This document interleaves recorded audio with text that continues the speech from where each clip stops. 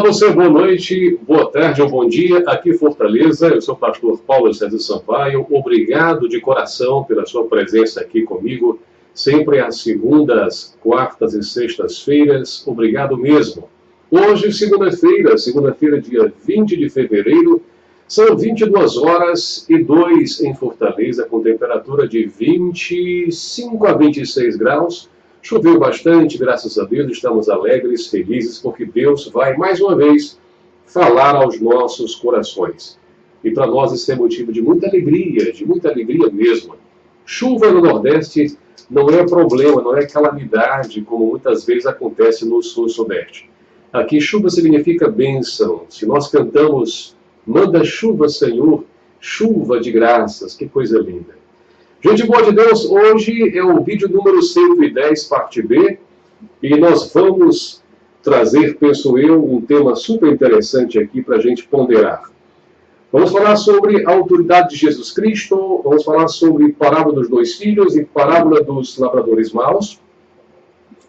E o texto que vamos utilizar é a continuação, Mateus capítulo 21, do verso 23 ao verso 46, beleza? Então tá, ainda há tempo de você pegar sua Bíblia, ainda há tempo de você ligar para parentes, aderentes, consanguíneos e afins, ainda há tempo de você ligar para aquele amigo que não gosta muito de ir à igreja, você convida, e ele rejeita sempre, quem sabe, de uma maneira diferente, ele possa se interessar em ouvir, beleza? Então tá, faremos 3 ponderações. Primeira, manda quem pode, obedece quem tem juízo. Segunda ponderação, 2 filhos, 2 diferentes atitudes. E terceira, com Cristo ou contra ele, não há meio termo. Tá bom assim? Então tá, é só alegria, fique comigo, porque o nosso bom Senhor sempre fala através da sua palavra. Nós somos apenas um canal dos mais fracos. E por isso eu rogo, suplico e imploro as suas orações. Amém? Vamos lá então. Mateus 21, verso 40, verso 23, em diante. Tendo Jesus chegado ao templo, estando já ensinando, acercaram-se dele os principais sacerdotes e os anciãos do povo, perguntando, com que autoridade fazes estas coisas? E quem te deu essa autoridade? Jesus lhes respondeu, digo melhor, eu também vos farei uma pergunta. Se me responderdes, também eu vos direi com que autoridade faço estas coisas. Donde era, o termo é assim em português, donde, versão atualizada, donde era o batismo de João? Do céu ou dos homens? E eles discorriam entre si. Se dissermos do céu, ele vai nos dizer, então, porque não acreditastes nele. E se dissermos dos homens, é para que nós venhamos a temer o povo, porque consideramos João como profeta. Verso 27 agora. Então, responderam eles a Jesus, não sabemos. E ele, Jesus, por sua vez, disse, nem eu vos digo com que autoridade faço estas coisas. E aqui termina a parte da autoridade de Jesus. Já entramos agora na parábola dos 2 filhos, verso 28. E que vos parece? Um homem tinha 2 filhos. Chegando-se ao primeiro, disse, filho, vai hoje trabalhar na vinha. E ele respondeu, sim, senhor, porém não foi. Não foi. Dirigindo-se ao segundo, disse-lhe a mesma coisa, mas este respondeu, não quero. Não, pai, hoje não quero. Mas aí depois, arrependido, este é o segredo, arrependido, ele foi. Qual dos 2 fez a vontade do pai? Disseram o segundo. Declarou-lhes Jesus, em verdade vos digo que publicanos e meretrizes vos precedem no reino de Deus. Porque João veio a vós outros no caminho da justiça e não acreditastes nele, ao passo que publicanos e meretrizes creram. Vós, porém, mesmo vendo isto, não vos arrependestes, afinal, para acreditardes nele. Aqui finalizamos a parábola dos 2 filhos. E agora adentramos a parábola dos lavradores maus. Verso 33. Atentai, noutra parábola. Havia um homem, grave bem isso, havia um homem, dono de casa, que plantou uma vinha e cercou-a de uma sebe, de uma cerca. Construiu nele ou nela um lagar, edificou-lhe uma torre e arrendou-a a uns lavradores. Depois se ausentou do país. Ao tempo da colheita, enviou os seus servos aos lavradores para receber os frutos que lhe tocavam. E os lavradores, agarrando os servos, espancaram a um, mataram a outro e a outro apedrejaram.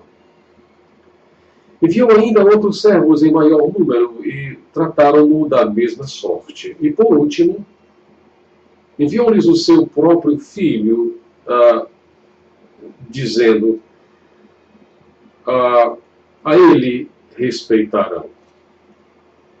Mas os lavradores, vendo o filho, disseram entre si: este é o herdeiro, ora, vamos e matemo-lo sim, e apoderemo-nos da sua herança. E agarrando-o, lançaram fora da vinha e o mataram. Quando, pois, vier o senhor da vinha, que fará aqueles lavradores? Responderam-lhe: ora, fará perecer horrivelmente a estes malvados e arrendará a vinha a outros lavradores que lhe remetam os frutos nos seus devidos tempos. Perguntou-lhe Jesus: nunca lestes nas Escrituras a pedra que os construtores rejeitaram? Essa veio a ser a principal pedra, a pedra angular. E isto procede do Senhor e é maravilhoso aos nossos olhos. Portanto, vos digo que o reino de Deus vos será tirado e será entregue a um povo que lhe produza os respectivos frutos. Todo o que cair sobre esta pedra ficará em pedaços, e aquele sobre quem ela cair ficará reduzido a pó. Os principais sacerdotes e os fariseus, ouvindo estas parábolas, entenderam que era a respeito deles que Jesus falava. Sim. E, conquanto buscassem prendê-lo, temeram as multidões, porque as multidões, o consideravam como profeta. Bendito seja o Senhor. Voltemos, portanto, ao versículo 23. Para quem chegou agora, boa noite, a paz do Senhor, seja muito bem-vindo. Estamos em Mateus, capítulo 21, do verso 23 a 46. 3 ponderações. Primeira, manda quem pode, obedece quem tem juízo. A partir do verso 23, nós vemos que Jesus, mais uma vez, chega ao templo e já está ensinando. E ele poderia fazer porque ele era tido, respeitado como Rabone, como mestre. E dos seus lábios fluíam, na verdade, ensinamentos como nunca houvera antes. Você me compreende? De fato, ele tinha o poder de atrair as pessoas, não pelo seu esgarçar de sua voz, pelos seus gritos. Você me compreende? Por aquela falsíssima espiritualidade que, lamentavelmente, muitos ainda têm hoje em dia, tentando com isso arrebanhar seguidores e admiradores. Ele chega ao templo e começa a ensinar. Pouca gente se apercebe, permita-me corrigir, não muita gente percebe que o principal ministério de Jesus era o de ensino. Onde ele ia, ele ensinava. Em todo ensino há uma pregação. A rigor, todo ensino é uma pregação. Todavia, nem toda pregação é ensino. Portanto, ouça a palavra de Deus. Ele chega, começa a ensinar, e assim que ele inicia a sua palavra, Ele é cercado de sacerdotes principais e anciãos. E é natural que assim seja, afinal de contas, este profeta Jesus de Nazaré vem causando problemas a muita gente, mas principalmente aos plantonistas religiosos. Lá do sul de Israel, lá de Berseba ou Bershiva, lá no sul, até o norte, fronteira com o atual Líbano, na época, cidades de Tiro e Sidom, Jesus vinha provocando um misto de admiração, regozijo, profunda alegria e, ao mesmo tempo, revolta. Revolta das classes majoritárias, principalmente as religiosas. E quando ele está aqui a ensinar, os sacerdotes e anciãos vêm e fazem a pergunta-chave, a pergunta que eles imaginavam que iria bloquear Jesus, iria detonar Jesus, iria, na verdade, fazer com que ele próprio, Jesus Cristo, se autocondenasse. E qual foi a pergunta, pastor? Diga logo, o texto é claro. Com que autoridade fazes estas coisas? E quem te deu essa autoridade? Por que eles perguntam com que autoridade? Porque para ser sacerdote, para ser, na verdade, escriba, para ser um religioso, alguém que detivesse a respeitabilidade e um séquito de seguidores, tinha que cursar, tinha que entender, tinha que buscar, frequentar as, a, ao menos uma das duas maiores correntes teológicas dos rabinos de então, Hillel e Shammai. Não vou aqui entrar no mérito e definir cada uma delas, todavia, quem sabe, sabe que havia essas duas escolas e ninguém passava desapercebido sem que houvesse uma, vamos chamar de inquisição, não é? Uma sabatina por parte de membros dessas duas escolas rabínicas. E aí eles perguntam com que autoridade? E quem te deu essa autoridade? Eles sabiam que para alguém fazer o que ele fazia, ele tinha, Jesus, de ter recebido a autoridade de alguém superior a ele. Portanto, a pergunta não é sem razão, não é uma duplicidade de pergunta. É algo profundo e de senso lógico. Com que autoridade fazes estas coisas? E quem te deu essa autoridade? A reação de Jesus foi fantástica, foi realmente fantástica. Ele disse, olha, eu vou fazer uma pergunta para vocês. Jesus devolve o mesmo raciocínio lógico deles. Jesus vai também interrogá-los. Vai colocá-los, numa expressão moderna, seria saia justa. Ele diz, de onde era o batismo de João? Do céu ou dos homens? Respondam-me, senhores escribas e fariseus e saduceus e sacerdotes. De onde era o batismo de João? Do céu ou dos homens? E eu posso imaginar, isso aqui é uma inferência minha, me permitam se não especulação, mas uma certa previsão do que ele possa ter feito logo após ele, Jesus, logo após perguntar a eles. Eu não sei, mas eu penso que ele sentou-se e esperou a resposta. E aqueles religiosos fazem a famosa rodinha, não é? E conversam, e discorrem entre si, e dizem, olha, se dissermos assim, é do céu, ele vai dizer, então por que vocês não creram nele? E se nós dissermos,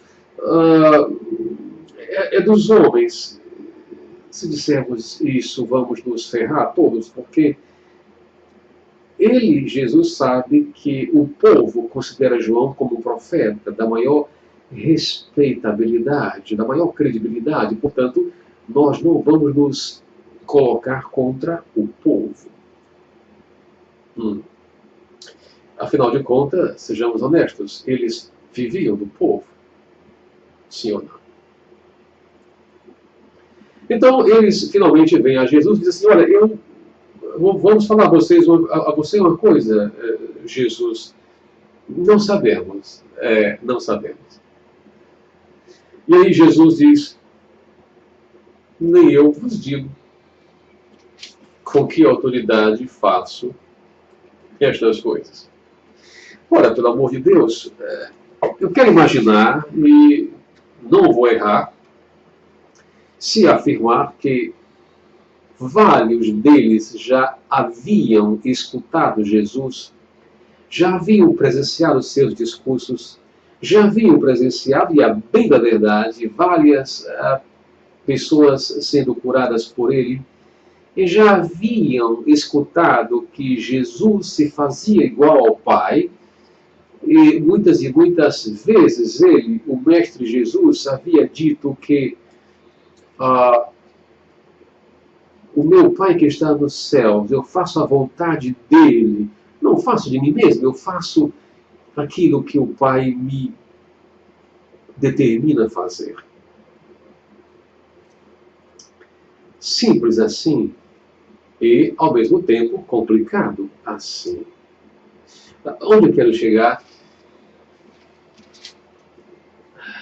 Manda quem pode, obedece quem tem juízo. O nosso bom Senhor tinha toda a autoridade. E não a tinha como os fariseus, e não a tinha como os saduceus, e não a tinha e não a utilizava como os religiosos na época, porque Jesus não era deste mundo.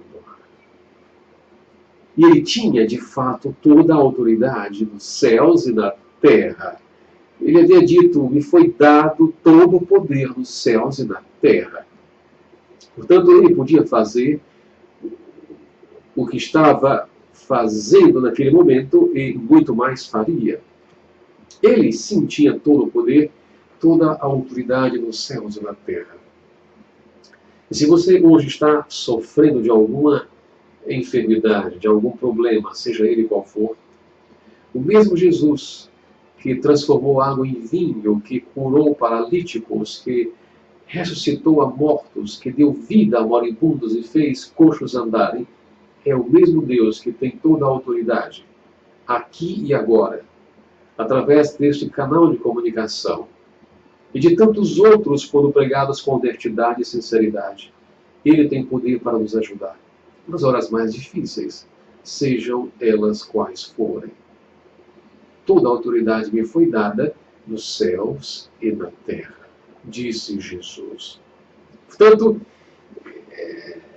lembremos-nos que várias pessoas que vieram a Jesus depois reportaram o seguinte: nunca, jamais vimos alguém com tanta autoridade, nunca, jamais o vimos, nem vimos alguém com tanta graça, com tanto poder, com tanta honestidade e com tanta credibilidade. Jesus era diferente. Nele residia toda a graça, todo o poder, toda a plenitude de nosso maravilhoso Deus. Você me entende? Eu sei que sim. Portanto, manda quem pode, obedece quem tem juízo. Obedeça a palavra de Deus. Leia a Bíblia, a Santa Bíblia.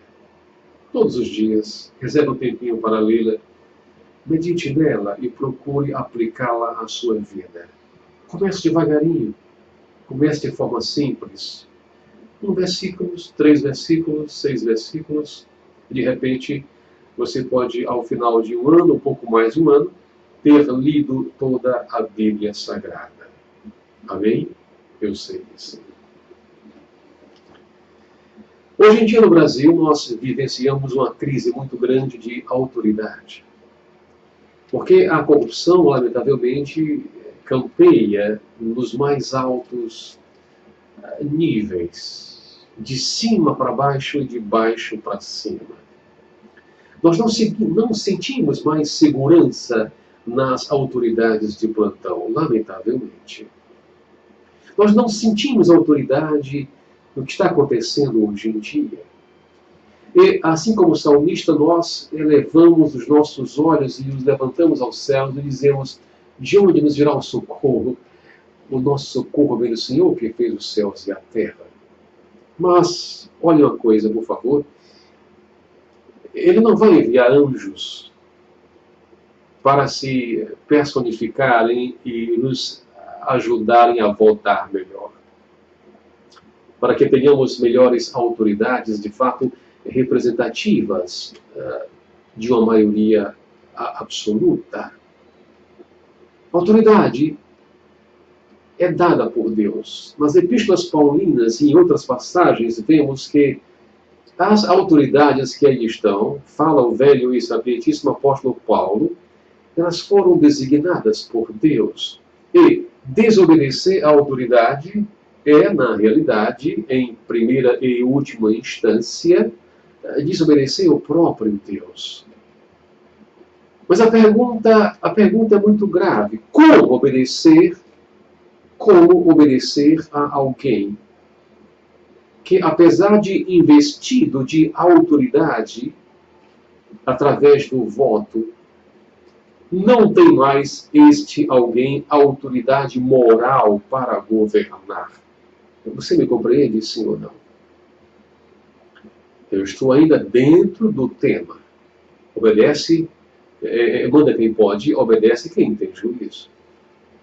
Portanto, há de se escolher autoridades dentre as autoridades. Grande é esse mistério. Somente quando nós, povo de Deus, povo brasileiro, tivermos mais educação, formação, teremos melhores autoridades, porque elas saem dentre nós mesmos. Você me entende, sim ou não? Estou saindo do plano espiritual para o plano agora humanístico, socialmente falando. Bendito seja Deus. Cuidado com as autoridades. Se de fato forem a expressão da vontade de Deus e da moralidade, obedeçamos-las. Caso contrário, você vê no livro de Atos, quando Pedro e os demais apóstolos foram proibidos de falar a verdade, de pregar o evangelho, e foram trazidos à presença de autoridades e disseram-lhes que calassem e não pregassem mais o evangelho. O velho Pedro disse: não podemos deixar de pregar sobre o que nós vimos e ouvimos e tocamos. Importa que nós obedeçamos antes a Deus e não aos homens. E aqui eu fecho o quesito autoridade. Manda quem pode, obedece quem tem juízo. A melhor coisa é obedecer a palavra de Deus. Não é fácil.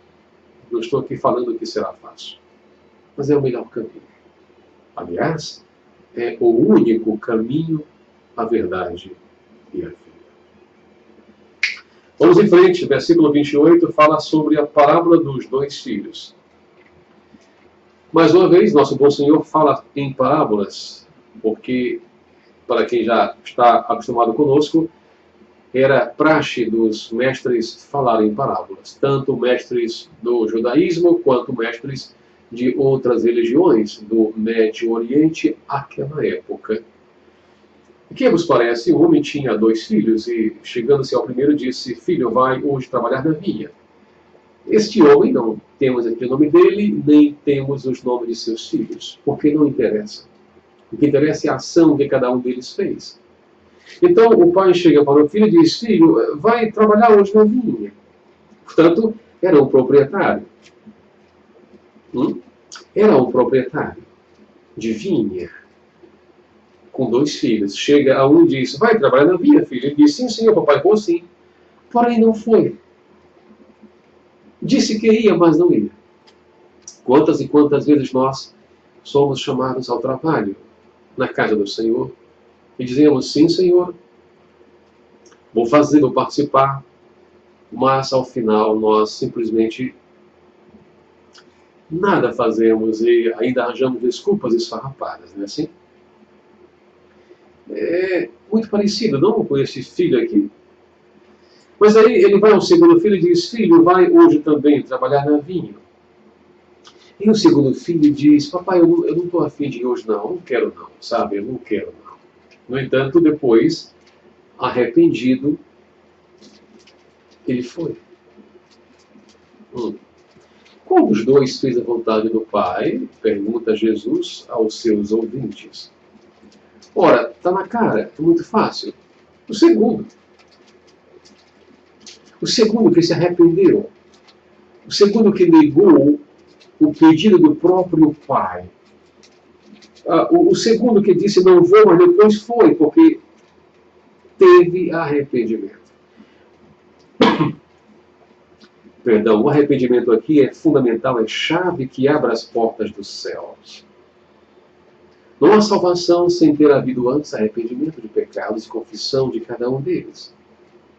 Não há salvação sem que a pessoa antes se toque, se deixe tocar pelo Espírito Santo de Deus. Você me compreende? A exemplo dos filhos deste proprietário de vinha, nós nos comportamos da mesma maneira, quase 3.000 anos depois. Deus nos manda a fazermos o certo. E nós dizemos, sim, Senhor, todavia depois nem sequer aparecemos. Uns poucos dizem, não, Senhor, não agora, mas depois, arrependidos, acabam indo. E estes arrependidos é que são justificados diante de Deus. Agora, o grave da coisa toda é que Jesus diz assim, em verdade vos digo que publicanos e meretrizes vos precedem no reino de Deus. Gente da minha alma, isso é uma declaração gravíssima que Jesus faz diante de seus discípulos e diante dos principais sacerdotes e fariseus e toda aquela casta de plantão. Porque ninguém mais desprezado do que um publicano. Ninguém mais desprezado, rejeitado do que uma prostituta, do que uma meretriz. E, no entanto, o nosso bom Senhor diz que esses publicanos e meretrizes vos precedem no reino de Deus, vão chegar lá antes de vocês, que vão às igrejas todos os domingos, e todas as terças e sextas, ou terças e quartas, ou terças e quintas, e as reuniões de manhã, de tarde, de noite, meretrizes e publicanos, pessoas as quais muitos de vocês rejeitam, desdenham, torcem o nariz, reviram os olhos, meneiam a cabeça e dizem que não vão nunca chegar nos céus, e eles vão, e vocês não vão. Não vão.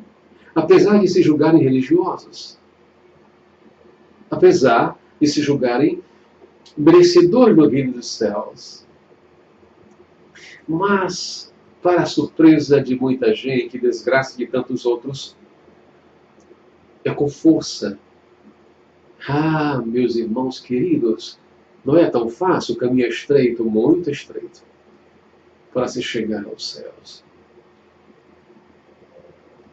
E não são muitos que entram por ele. E eu direi, sem medo de errar, que mesmo dentre esses poucos que entram pela porta estreita, ainda dentre esses há uma filtragem, ou filtração, como queiram. Porque muitos são chamados e poucos escolhidos. Portanto, às vezes, aquele alguém que nós achamos que não vai chegar lá, já está lá. O texto é muito claro. É absolutamente claro. Em verdade vos digo que publicanos e meretrizes vos precedem no reino de Deus. E sabem por quê? Porque João veio a vós no caminho da justiça e vocês não creram nele. E, no entanto, enquanto vocês negaram, na realidade, a origem divinal de João Batista como na verdade, precursor de mim mesmo, meretrizes se arrependeram. Publicanos se arrependeram. Não apenas diante dele, João, mas diante de mim. Estou aqui parafraseando, na verdade. e estendendo com data venia, permissão máxima, o raciocínio do momento. Você me entende, sim ou não? Vós, porém, vocês religiosos, mesmo vendo isto, não vos arrependestes, afinal, para acreditardes nele. Para quem chegou agora, arrependei-vos e creia no Evangelho. Eu sei que hoje em dia, quando você abre a televisão, principalmente televisão, o que você vê, com raríssimas exceções, é uma carruagem de falsíssimos apóstolos, falsíssimas bispas, falsíssimas pastoras, falsíssimas presbíteras, essa gente, essa casta de mentirosos que está aí, a casta, enganando as pessoas de boa fé. E isso leva a um descrédito do Evangelho no coração de muita gente. Mas você que busca o Evangelho de fato, de verdade, você que já tem o Espírito Santo de Deus, você que necessita da palavra para viver, a minha oração é que o Espírito Santo, neste momento, entre em você e transforme a sua vida e conceda a você muito mais do que autoridade, saúde e prosperidade. De verdade. Você me compreende? Essa gente não tem, de fato, em sua maioria, repito, absoluta autoridade nenhuma para falar de Deus. Pastor, como é que eu sei? Como é que eu vou filtrar? Como é que eu vou saber quem é quem? Palavra de Deus. Quem conhece sabe diferenciar. Quem não conhece vai estar presa fácil desses, para dizer uma linguagem paulina, pauradores frívolos. Você me compreende, sim ou não?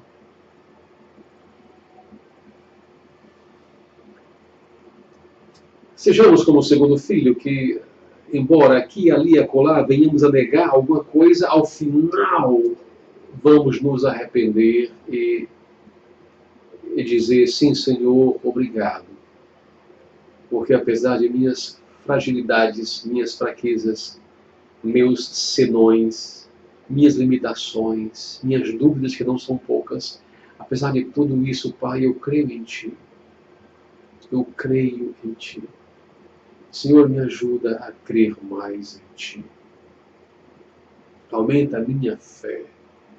Concede, meu Pai, a Tua graça, o Teu favor, a mim que não mereço.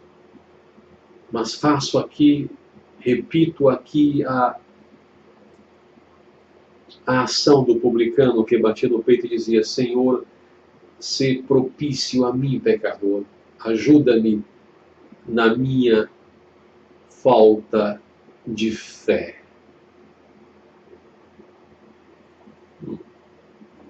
Vamos em frente. Segunda parábola do momento, parábola dos lavradores maus. Vocês sabem que havia também um homem, outra vez. Isso é maravilhoso. E este homem também tinha vinha. Até parece que não há outra profissão a não ser ter vinha. Mas enfim, era uma outra vinha. E o que ele fez com essa vinha? Ele cercou-a de uma sebe. Que quer dizer uma cerca, evidentemente. Ele cercou de uma cerca e fez nela um lagar, um espaço para colocar a uva e pisar e dela extrair o vinho. E também fez uma torre, sim, uma torre, para que alguém subisse nela e tivesse a visão de toda a vinha, para que ninguém viesse roubá-la. Que coisa fantástica, não? E depois, sabe o que ele faz? Ele arrendou aos lavradores e foi embora. E depois de um tempo ele vai e envia os seus servos para receber os frutos, para receber o que lhe é devido. E sabe o que eles fazem com isso aqui? Eles agarram os servos e espancam os servos e matam os servos e apedrejam os servos e fazem desgraça com os servos. Sabe o que o dono da vinha faz? Manda outros servos. Manda outros servos. E aí eles fazem a mesma coisa, matam, apedrejam, cospem nele, fazem, sabe? E aí, por último, O que o dono da vinha faz? Ele manda o seu próprio filho, sim, o seu próprio filho. Porque pensava o dono que, meu filho vão respeitar, mas não, não. Vendo o filho que os lavradores maus fizeram, disseram, este é o herdeiro, vamos então matá-lo e apoderarmos-nos da sua herança. É de uma imbecilidade, é de uma estupidez monumental, porque mesmo sendo um lavrador burro e cego e estúpido, saberia que não era pelo matar do filho que iriam se apossar da vinha, pelo amor de Deus. O que Jesus está ensinando? Você já entendeu, que eu sei. Profetas e profetas estiveram na terra no Antigo Testamento e mesmo no Novo, João Batista, Ágabo e dentre outros. Incluindo profetisas, as filhas de Filipe, por exemplo. E o que os lavradores maus fizeram? Mataram os profetas. Alguns à espada, outros cerrados ao meio. A história dos profetas é muito, muito triste. Com raríssimas exceções. Homens de Deus que deram suas vidas na pregação da verdade divina. E por último vem o nosso bom Senhor Jesus Cristo como Filho, e não apenas como Filho, mas como também o Pai eterno, Pai, Filho e Espírito Santo. E o que fazem eles? Mais uma vez vão matá-lo, como de fato fizeram. Mas eles pensaram que matando a Jesus acabaria a história toda. O que eles não entendiam, depois vieram a entender, mas era tarde demais, é que matando Jesus começava um novo capítulo na história universal. O mundo, como vocês muito bem sabem, está dividido em duas partes. Antes de Cristo e depois de Cristo. Há muita gente que odeia quando se diz isso. Há muita gente que gostaria de estar vivendo um calendário que não o cristão. Mas ninguém pode negar que o mundo tem duas fases bem distintas. Antes de Cristo e depois de Cristo. A morte dele não foi o fim. Não foi o fim. A morte dele nada mais foi do que o princípio. O princípio da vida daquele que reconhece Jesus, não apenas um profeta, um andarilho, alguém que viveu 30 e poucos anos e durante 3 anos e meio iniciou um ministério que arrebanhou muita gente. Não. O que nós somos, o que nós temos, o que nós sonhamos, tudo isso está intrinsecamente ligado à história de Jesus Cristo. Você me compreende, sim ou não? Eu penso que sim. A morte de Cristo foi o começo da vida de todo aquele que nele crer, para não mais perecer, e sim obter a vida eterna. Vida que começa não na morte, não no túmulo, mas quando você aceita Jesus de todo o seu coração. Vamos finalizar, o tempo está avançando. Ele pergunta, nunca lestes o que está nas Escrituras, a pedra que os construtores rejeitaram, essa veio a ser a principal pedra angular, e isto procede do Senhor e é maravilhoso aos nossos olhos. A pedra angular era uma pedra que, na verdade, era mais de uma pedra. Pedra angular tanto podia estar embaixo, geralmente era embaixo no canto, para sustentar o prédio, e também logo em cima, no meio, chamada pedra angular, a pedra que segurava todo o edifício. E tanto podia se topar na pedra embaixo, quanto podias também, de repente, ela cair sobre alguém. E é por isso que ele diz assim: todo que cair sobre esta pedra ficará em pedaços, e aquele sobre quem ela cair ficará reduzido a pó. Entenderam, sim ou não? Jesus é a pedra angular. É uma pedra de tropeço para muita gente. A começar dos próprios sacerdotes, escribas e fariseus aqui da parábola. Ao mesmo tempo, Jesus, quando cai na cabeça de alguém, cai para valer mesmo. E o reduz a pó. Por quê? Afinal de contas, somos pó. E ao pó voltaremos. No começo de tudo, lá em Gênesis, na terra ele fez o velho Adão, não é? E soprou sobre ele o fôlego de vida. De Adão, Adamá, barro vermelho, bendito seja Deus. Vamos finalizar em nome de Jesus? E os fariseus aqui perceberam que o problema era com eles. E tentaram prendê-lo e tentaram matá-lo, mas tiveram medo da multidão. Porque a multidão, de fato, considerava Jesus como um profeta. E detalhe, um profeta que tinha toda a autoridade, e não como os fariseus e sacerdotes aqui presentes. Manda quem pode, obedece quem tem juízo.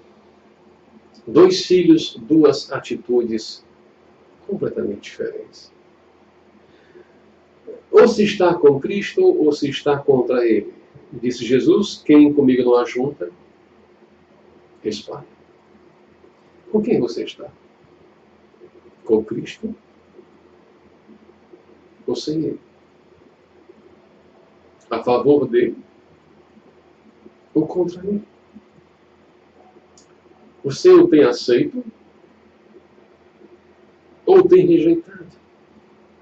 Você acha que vai ter ainda muitos anos de vida pela frente? Tenho certeza disso? O que eu faço ter tanta certeza?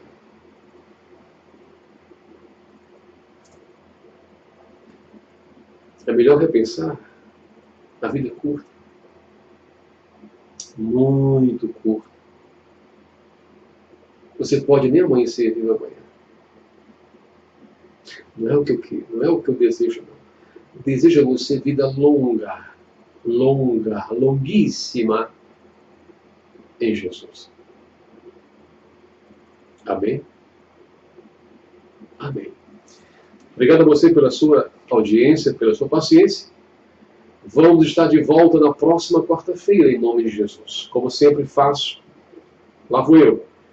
Rogo a você, suplico e imploro que você possa compartilhar os nossos vídeos. Faça isso, por favor, você vai nos ajudar e você vai estar sendo um missionário na internet. Na internet somos nós todos missionários, bendito seja Deus. Portanto, compartilhe nossos vídeos, inscreva-se em nosso canal no YouTube, PC Sampaio é o nosso canal, PC Sampaio, tudo juntinho. Inscreva-se, por que não? Você vai receber em primeiríssima mão os nossos vídeos. Amém? E vamos estar orando por você, evidentemente, com o seu nome. E se o Senhor tocar em seu coração, você pode também nos ajudar financeiramente. Os nossos canais estão aqui no site da rádio e também no nosso próprio Facebook. Temos ações que fazemos em Fortaleza e também um casal de missionários na cidade de Faisalabad, lá no norte do Paquistão. E muito mais coisa poderemos fazer e queremos fazer se tivermos condições para tal. Vamos devagar, porque Deus está abençoando sem que precisemos fazer nada contra a vontade do Senhor. Amém? Muito obrigado, gente. De coração digo isso. Obrigado. O Evangelho não é tão complicado. A gente é que às vezes o complica. E ao invés de afastar, digo melhor, de atrair as pessoas, a gente acaba por afastando-as da verdade. A verdade que pode libertá-las. Obrigado mesmo de coração. Pai do Senhor, e até a próxima oportunidade, em nome de Jesus.